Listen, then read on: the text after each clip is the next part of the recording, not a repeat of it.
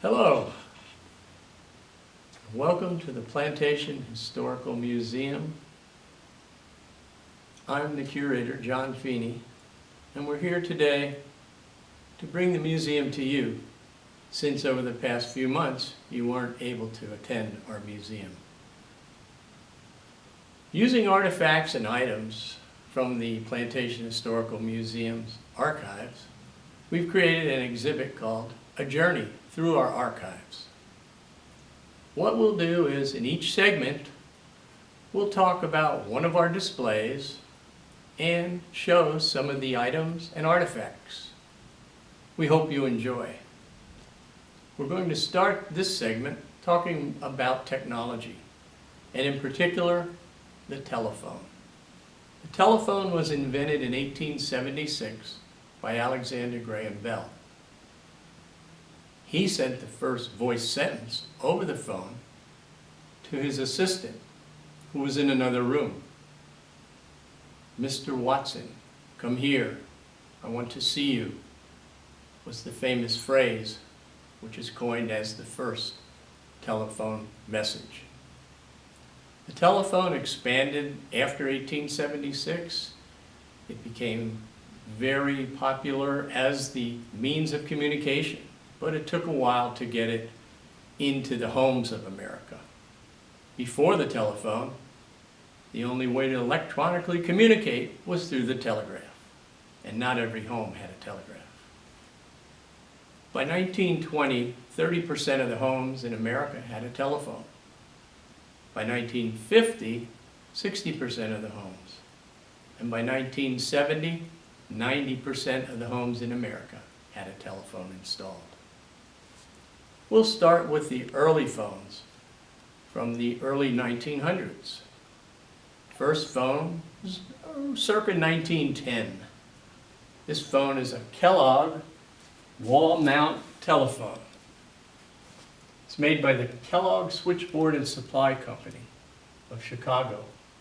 They started in 1897 and made telephones and competed with the Bell system and Western Electric. Western Electric made a Model 317, which is similar to this Kellogg phone here. Telephones during this time period were operated by batteries. The batteries were installed in the case of the phone. You can see our batteries here inside the phone case. Batteries are what powered the transmission. The magneto is what rang the bell, which alerted the operator that you were making a call. Operating the phone, you would turn the crank, pick up the receiver, the operator would answer, and you would speak into the mouthpiece and tell who you wanted to speak with. The operator would then connect you with that person or business, and you would talk, and when you were done, you would hang up the phone. The operator was at a switchboard, so when your crank rang the bell, it alerted the switchboard operator that there was a call coming to her, and she needed to connect your call with someone. She would use plugs and jacks. The plugs would go into a hole. Each jack had a specific number or assignment for the communication using the telephone. There would be small levers where she could ring too later on that would ring each phone where she was calling to. Once she connected the plug into the jack at the local business you were trying to reach, you would be connected, she would ring over to the business, they would answer, and then you would be connected. When you were finished, there was a little drop lever that would show that the call had ended, and she could pull the jack, or the plug from the jack. The operators were at small switchboards in small towns, and sometimes you knew the operator personally, and you could pick up your phone and say, "Sarah, please get me the drugstore." She would connect you with the drugstore. In larger towns, there was numbers assigned. The numbers would be the same as asking for someone. You would get the operator on the phone, tell her, operator, would you please get me 3962?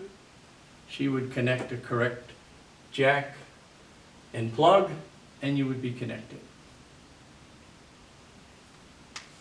This phone is a Connecticut wall phone. A little later than this one.